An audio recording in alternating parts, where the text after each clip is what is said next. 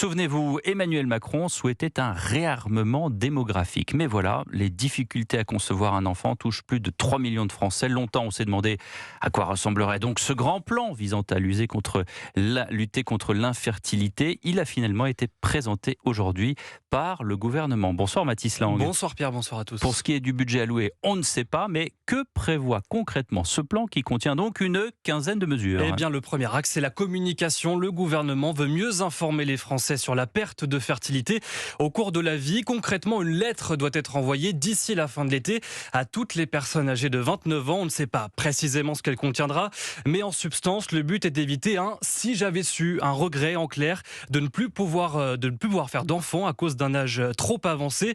Pour autant, pas d'injonction à procréer, tient à rassurer le ministère de la Santé. Au-delà de ça, le gouvernement souhaite élargir l'accès à la congélation des ovocytes, option autorisée par la loi de bioéthique de 2021, mais freinée en pratique par des délais d'attente importants. Pour tenter d'y remédier, le ministère souhaite passer de 40 à 70 établissements habilités d'ici 2 ans, en élargissant notamment au secteur privé.